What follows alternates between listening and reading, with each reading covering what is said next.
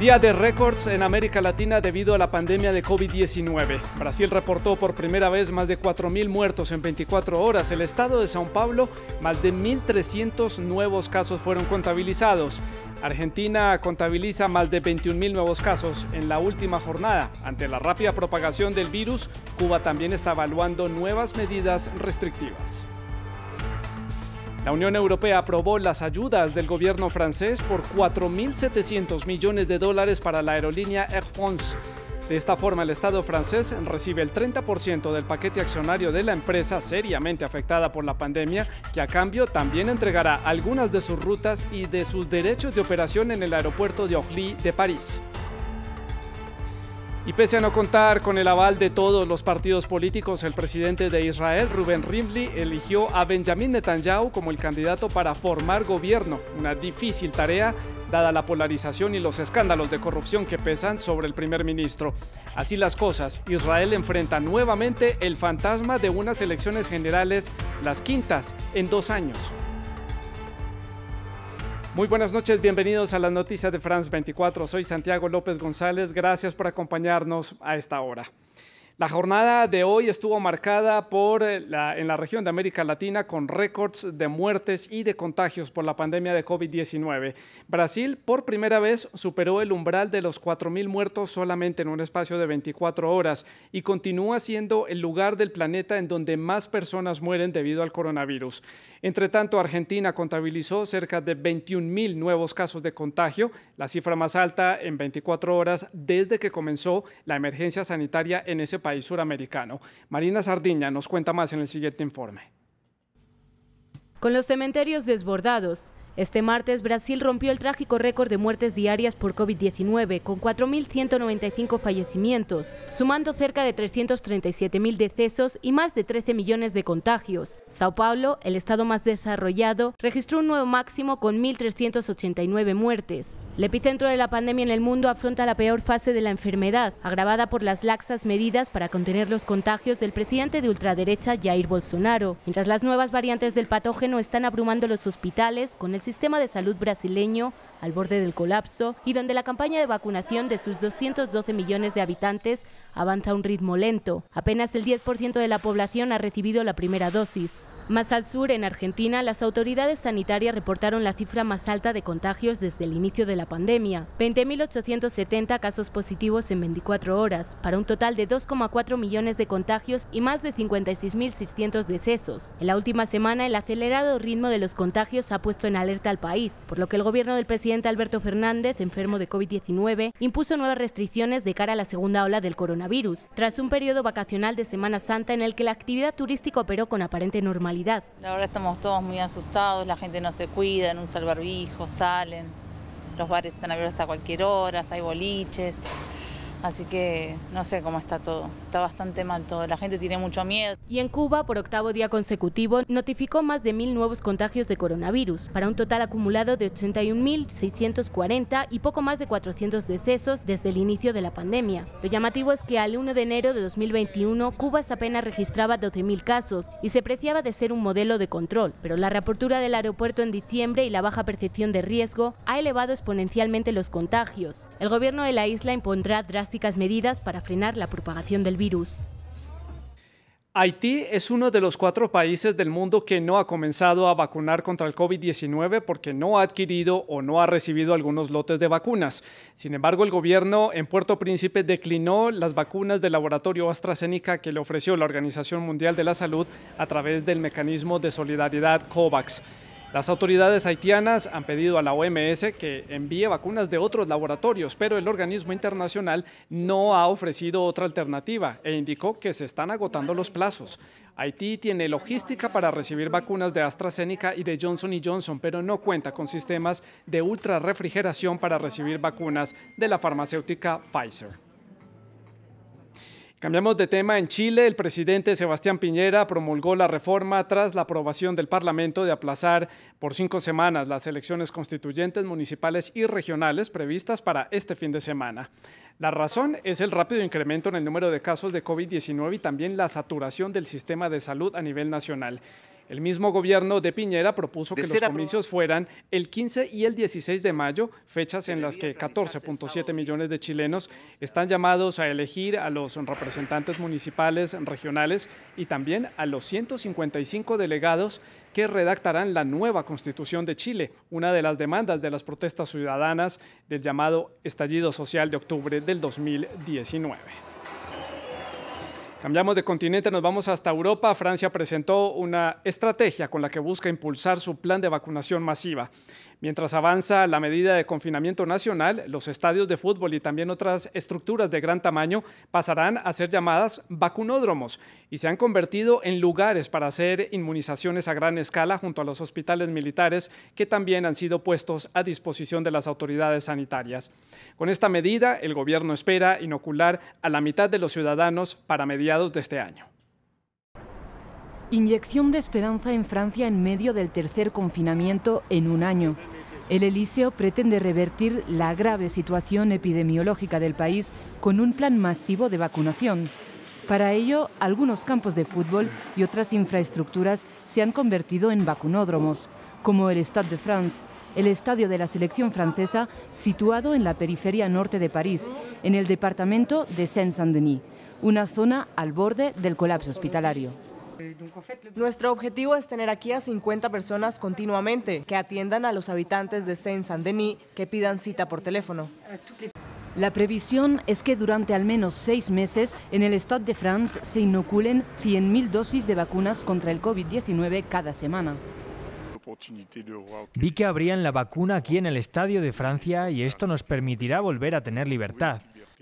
Ayer vi en la tarde por televisión que uno podía pedir cita y logré una para hoy a las 10 de la mañana. Pero más allá del Stade de France hay otros 15 megacentros de vacunación operativos en el país y la intención del gobierno es llegar a 46 a finales de abril. La estrategia masiva de vacunación comprende la integración de los 8 hospitales militares que hay en Francia. En total, el Ejecutivo francés pretende haber vacunado a 30 millones de personas, es decir, a la mitad de su población, a mediados de junio. Fue mi médico quien me prescribió la vacuna. Me dijo que la de Pfizer estaría disponible a final de marzo, así que he esperado. Sin embargo, a pesar de que Francia sea uno de los países europeos con más y más largas restricciones para frenar la pandemia, su población es de las más escépticas del mundo frente a las vacunas. La Unión Europea aprobó ayudas gubernamentales por unos 4.700 millones de dólares para la aerolínea francesa Air France, seriamente afectada por la pandemia del COVID-19. Pero este préstamo tiene condiciones. La aerolínea comprometió algunos de los slots o derechos de aterrizaje, que son esos derechos de aterrizaje, servicio y despegue para los aeropuertos, en este caso el aeropuerto de Orly, en París.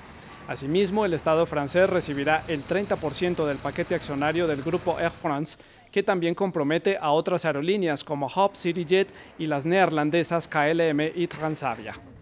Para analizar este tema saludamos a Ricardo Del Piano, él es analista de transporte aéreo, se encuentra en la ciudad de Santiago, en Chile, y nos va a ayudar a analizar y a entender un poco esta transacción. Ricardo, gracias por estar con nosotros en France 24 y esta estrategia que compromete el 30% del paquete accionario que ahora pasará al Estado francés, ¿en qué se traduce para ayudar a la aerolínea nacional Air France?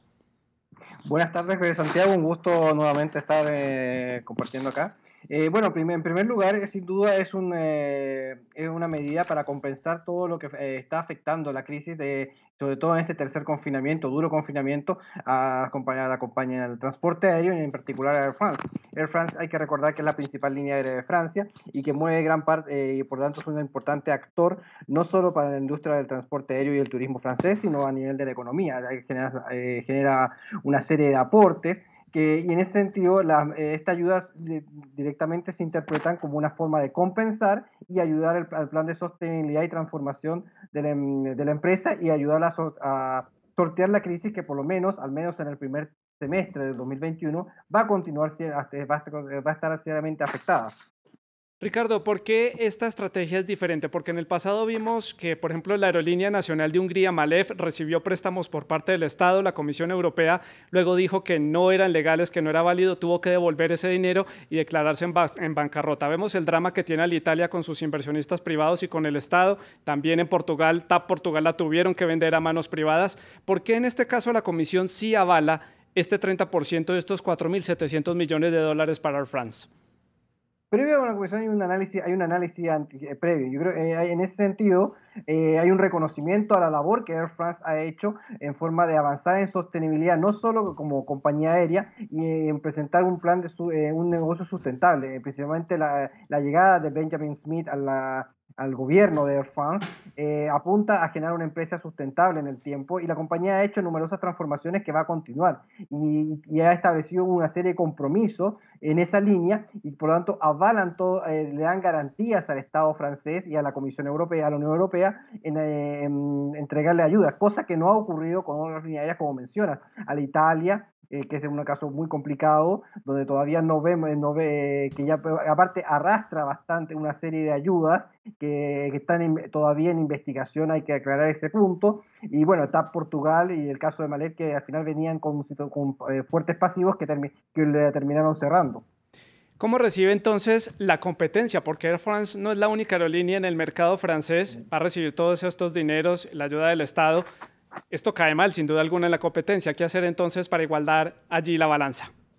La cesión de los slots, que son los derechos de aterrizaje, de despegue y aterrizaje, es una forma de cómo ayudar a la competencia. Sin duda, el Carib, Corsair y otras líneas que operan en Orly se van a ver beneficiadas porque van a poder incrementar capacidad con la salida de Air France, que domina gran parte de ese aeropuerto. Ahora, para Air France también lo favorece, porque va a poder concentrar sus operaciones en un solo aeropuerto, como es Charles de Gaulle, y mientras dejando el resto de la competencia en Orly, lo que va a favorecer mucho a la industria aérea francesa. Ricardo del Piano, desde la ciudad de Santiago, en Chile, muchas gracias por analizar este tema para nuestra audiencia aquí en France 24. Cambiamos de tema. Este martes, el presidente de Israel, Reuven Rivlin, encargó al primer ministro en funciones, Benjamin Netanyahu, la formación de un nuevo gobierno, pese a que este no contaba con el favoritismo por parte de algunos partidos políticos. Dada la fragmentación parlamentaria y también los casos de corrupción que están persiguiendo a Netanyahu, no será fácil que logre conformar una nueva coalición de gobierno que saque a Israel de ese bloqueo político, por lo que el país estaría nuevamente ante la posibilidad de unas quintas elecciones en solamente 2 años. Rodrigo Sedano nos cuenta más en el siguiente informe. Una decisión que no fue fácil ni ética ni moralmente. De esta forma anunció el presidente de Israel, Reuven Rivlin, el encargo a Benjamin Netanyahu de la formación de un nuevo gobierno. No está claro que Netanyahu vaya a conseguir los apoyos necesarios, pero la alternativa serían unas quintas elecciones en menos de 2 años. He tomado una decisión basada en el número de recomendaciones que indican que el miembro de la Knesset, Benjamin Netanyahu, tiene ligeramente más opciones de formar gobierno. Por ello, he decidido confiarle la tarea de hacerlo. Las elecciones del pasado 23 de marzo dejaron un parlamento ampliamente fragmentado que, sin embargo, se divide en 2 bloques principales, a favor y en contra de Netanyahu. Ninguno de los dos obtendría la mayoría absoluta de 61 escaños para formar gobierno, y paradójicamente el partido árabe islamista Ra'am, con 4 escaños, podría tener la llave del futuro político de Israel. Existe la posibilidad de que les veamos formar parte de algún tipo de coalición que Netanyahu intente formar. También existe la posibilidad que los apoyen desde fuera del gobierno. En otras palabras, será un gobierno en minoría. La posibilidad es real dada la idiosincrasia de este partido. Expulsado de la lista conjunta de partidos árabes por su apertura a trabajar con Netanyahu para defender los intereses de la minoría árabe. Pero los casos de corrupción que persiguen al presidente en funciones no harán fácil la tarea. Este martes Netanyahu se enfrenta también a la segunda audiencia de la fase probatoria del juicio que comenzó ayer. Lo que está pasando es un esfuerzo para trampear la democracia. Están intentando anular los deseos del electorado.